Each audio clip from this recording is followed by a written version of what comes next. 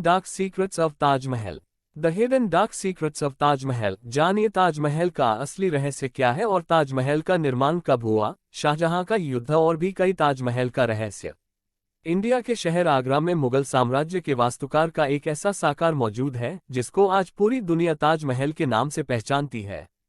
42 एकड़ में फैला, दूर से ही चमकता हुआ ये मकबरा जहां अपने अंदर खूबसूरती के बगीचे सजाए हुए हैं, वहीं इसके ऊपर गम और उदासी के कई बादल अभी तक मंडरा रहे हैं।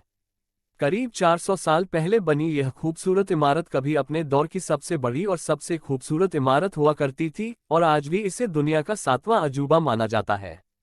इस आलीशान ढांचे को बनाने के लिए 20,000 मजदूरों ने दिन रात खून पसीना बहाया, और वो भी 1 या 2 सालों तक नहीं बल्कि पूरे 22 साल तक।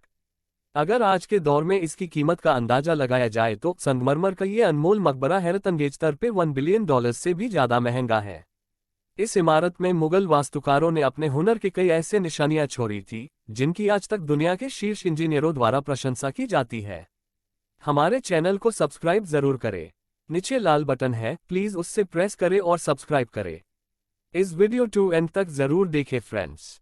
इस इमारत को इस तरह से डिजाइन किया गया था कि जब इसे मुख्य द्वार के पीछे से देखा जाता है तो यह काफी बड़ा लगता है, लेकिन जैसे ही मुख्य द्वार से आगे की ओर जाया जाता है ऐसा लगता है कि इसका आकार छोटा होता जा रहा है। दिमाग को चकरा देने वाली ये कोई पहली तरकीब नहीं थी जो मुगल वास्तुकारों ने इस्तेमाल की हो। इसके गिर्द चारों मीनारों को बिल्कुल सीधा खड़ा नहीं किया गया, यह मीनार थोड़ा बाहर की ओर झुकी हुई है। यदि ये मीनारें बिल्कुल सीधी खड़ी की जाती तो दूर से देखने पर ये अंदर की ओर झुकी होती। इन मीनारों को बाहर की ओर झुकाने का एक और कारण भी था, और वो ये था कि अगर कभी कोई खतरनाक भूकंप आए और ये मीनारें गिरे भी तो ये बाहर की तरफ गिरे और ताजमहल पर एक आंच भी ना आए। आखिर बात क्या थी कि इसे बनाने वाले इस पर एक खरोंच भी बर्दाश्त नहीं कर सकते थे। ताजमहल के कौन से रहस्य थे जिसे करीब 400 साल पहले छुपाने की कोशिश की गई थी? और जब उस समय कोई कंक्रीट या स्टील नहीं था तो आखिर यह राजसी मकबरा और उस पर 40 मीटर ऊंचा गुंबद कैसे बना? क्या है इसके पीछे का राज? आखिर ताजमहल का असली रहस्य क्या है? और बहुत कुछ आप इस लेख में जानेंगे। ताजमहल का निर्माण कब और किसने किया? यह मामला साल 1607 में शुरू हुआ जब भारत और पाकिस्तान के इस हिस्से में मुगल साम्राज्य का शासन था। इस दिन मुगल शहंशाह का सबसे छोटा बेटा शहाब उद्दीन मोहम्मद खुर्रम 15 साल का हो चुका था और उसी के खुशी में आगरा के किले में एक आलीशान समारोह रखा गया था। शहाब उद्दीन मुगल शहंशाह को सबसे ज्यादा अजीज था, इसी वजह से इसके हर जन्मदिन पर उन्हें हीरे और सोने से तोला जाता था, यानी जितना वजन शहजादे खुर्रम का होता था उतना ही खजाना उसके नाम कर दिया जाता था। लेकिन इस जन्मदिन पर कुछ और खास होने वाला था। मुगल बादशाह ने शहजादे खुर्रम की शादी अपने एक वकील की बेटी से कर दी थी, जिसे आज मुमताज महल के नाम से जाना जाता है। मुमताज और खुर्रम को पहले दिन से ही एक दूसरे से बेइंतहा मोहब्बत हो चुकी थी। उस वक्त ये किसी को भी मालूम नहीं था कि इस मोहब्बत का बोलबाला हमेशा के लिए रहने वाला है। अगले 10 सालों तक शहजादे ने कई जंग लड़ी और उसमें भरपूर कामयाबी भी हासिल की। इसी वजह से शहंशाह ने खुश होकर उन्हें शाहजहां की उपाधि से विभूषित किया, जिसका मतलब है दुनिया का बादशाह। शाहजहां की 6 बीवियां थीं जो आगरा किले के हरम में रहती थीं। इन 6 में शाहजहां सबसे ज्यादा मुमताज से मोहब्बत करता था और इसलिए उनका ज्यादातर समय मुमताज महल के साथ ही गुजरता था। वक्त तेजी से गुजरता जा रहा था और 4 सालों के बाद यानी 1621 में मुगल शहंशाह अचानक चल बसे। शाहजहां जो पहले से ही मुगल साम्राज्य में बहुत प्रसिद्ध हो चुका था और जो बादशाह का प्रिय पुत्र भी था, 1628 में यानी कि बाप के मरने के 7 साल बाद उसने शहंशाह की गद्दी संभाल ली। पूरी मुगल सल्तनत अपने नए शहंशाह से बहुत खुश थी। ये वो समय था जब मुगल साम्राज्य अपने चरम पर था, यानी पूरे भारत और पाकिस्तान के साथ साथ अफगानिस्तान के कई हिस्सों पर भी मुगल सल्तनत का शासन था। सारे फैसले शाहजहां करता था जबकि मुमताज महल पीछे रहकर सुझाव दिया करता था, लेकिन किसी को भी इस बात का इल्म नहीं था कि ये खुशियां अब जल्द ही मातम में बदलने वाली है। गद्दी संभाले अभी 1 ही साल गुजरा था कि एक बार फिर मुगल साम्राज्य को दुश्मनों का सामना करना पड़ा। अगले 2 साल जंग चलता रहा और शाहजहां को इस जंग में भी भरपूर कामयाबी नसीब हुई। लेकिन शाहजहां इस कामयाबी का जश्न मनाते कि उसकी शुरुआत एक दुखद खबर से हुई। मुमताज महल, जो शाहजहां के चौथे बच्चे को जन्म दे रही थी, उसकी हालत बिगड़ गई और 17 जून 1631 को वह न चाहते हुए भी इस दुनिया से चल बसी।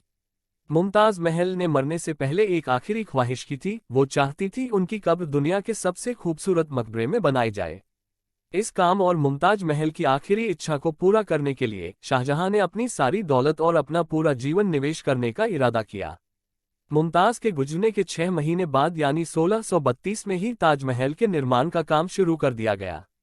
करीब 20,000 से भी ज्यादा मजदूर, पत्थर तराशों और कारीगरों को पूरी सल्तनत से इकट्ठा किया गया। शाहजहां के आदेश पर सेनाओं को आगरा बुलाया गया। मुमताज का समाधि यमुना नदी के करीब होने के कारण इस जगह पर दुनिया की सबसे खूबसूरत इमारत बनाना एक काफी मुश्किल काम था। नदी के किनारे की जमीन बहुत नरम होती है और अगर यहाँ खुदाई का काम किया गया तो पानी का बहाव ताजमहल की नींव को भी नुकसान पहुंचा सकता था।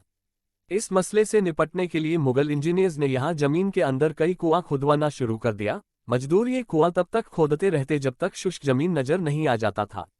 इन कुओं को महीन रेत, सिल्की मिट्टी और बजरी, लाल बलुआ पत्थर से भरा गया। फिर उसके ऊपर पत्थरों के बड़े बड़े कॉलम्स खड़े किए गए। इस सारे काम को अंजाम देने के लिए मजदूरों के साथ साथ हाथियों के भी एक बड़ी फौज को इस्तेमाल किया गया। मुगल इंजीनियर की ये योजना काम कर चुकी थी और अब एक ऐसी मजबूत फाउंडेशन तैयार थी जो नर्म जमीन पर भी फौलाद बनकर खड़ी थी।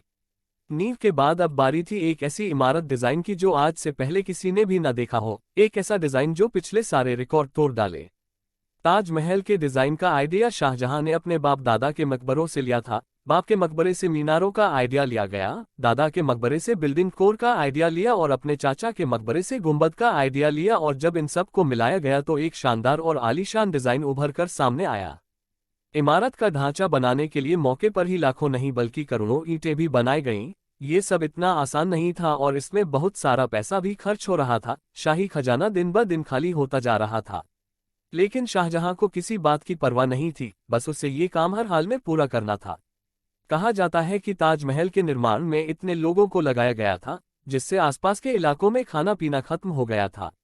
20,000 मजदूरों और कारीगरों की मांग को पूरा करने के लिए शाहजहां आसपास के तमाम इलाकों से अनाज आगरा मंगा लिया था। कई सालों की मेहनत के बाद इमारत का ढांचा बनकर तैयार हो चुका था और अब बारी थी इसे संगमरमर से सजाने की। ये संगमरमर आगरा से 400 किलोमीटर दूर राजस्थान से मंगाया जाना था क्योंकि यहाँ का मकराना मार्बल आज तक दुनिया का बेहतरीन मार्बल माना जाता है।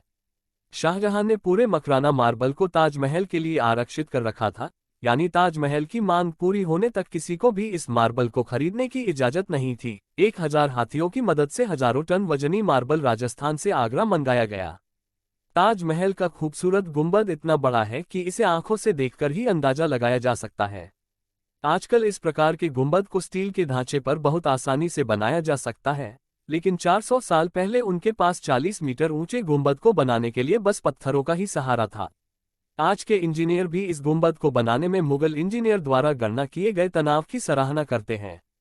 ताजमहल की साज सज्जा के लिए इसे पिएत्रा ड्यूरा या परचिनकारी से सजाया जाना था। पिएत्रा ड्यूरा एक कला रूप है जिसमें संगमरमर के अंदर कीमती पत्थर उकेरा जाता है। कीमती पत्थर के आकार के अनुसार संगमरमर को सावधानीपूर्वक और बारीकी से उकेरा जाता है और पत्थर को गोंद की मदद से उसमें चिपका दिया जाता है। ताजमहल पर इस्तेमाल होने वाला गोंद कोई आम गोंद नहीं था। कई शोध और परीक्षण के बाद मालूम पड़ा कि ये गोंद गुड़, पेड़ के गोंद, चीनी के गोले और चीनी के बुलबुले, कुछ चिपचिपे लिंटल्स, जिंक ऑक्साइड और कई अन्य चीजों से बना था और वही गोंद आज भी ताजमहल के नवीकरण के लिए इस्तेमाल किया जाता है।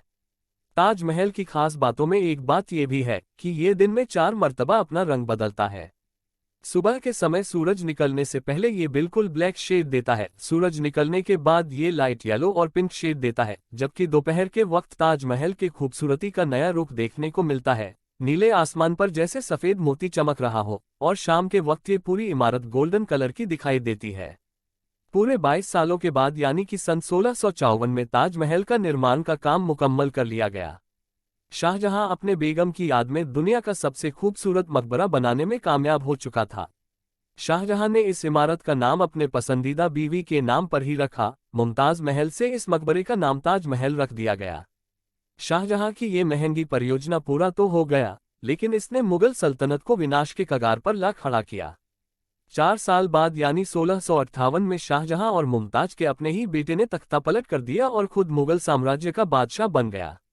पिछले 30 सालों से राज कर रहे शाहजहां को आगरा के किले में ही कैद कर दिया गया था। शाहजहां को एक ही सुविधा दी गई थी कि वह ताजमहल को उस कमरे की खिड़की से देख सकता था जिसमें वह बंद था। 8 साल की कैद के बाद शाहजहां 74 साल की उम्र में इस दुनिया को अलविदा कह गई। शाहजहां का अब मुमताज से दोबारा मिलने का वक्त आ चुका था और उनको ताजमहल में ही दफन कर दिया गया। हमारे चैनल को सब्सक्राइब जरूर करें। नीचे लाल बटन है, प्लीज उससे प्रेस करें और सब्सक्राइब करें।